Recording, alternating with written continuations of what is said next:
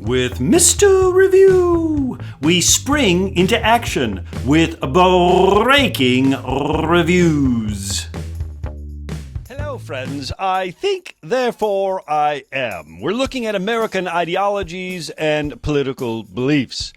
Our ideologies and political beliefs are, in many ways, formed by our demographics, our gender, our occupations, our age, our region.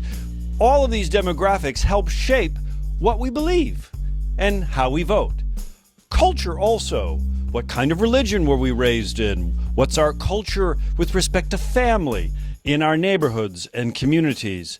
But also social change dramatically affects how we think and how we believe about government. Post-crisis, 9/11, for instance, and of course, COVID-19 will dramatically change the way we think about government and how we participate. But beyond all of our beliefs and ideologies, there are certain core ideals, certain core values that I think we all believe in here in America. Individualism, we believe in hard work.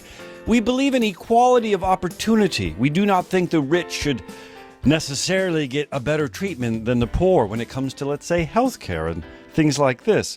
We believe in free enterprise. The market should be determining the values of our products, not a government program. We believe in capitalism. We ultimately believe in the rule of law. No one is above the law. The law speaks for all. We are all equal under the law. And of course, we believe in limited government. That's a tough one because in times of crisis, of course, we don't want a limited government. We want an unlimited government to help us out. Help!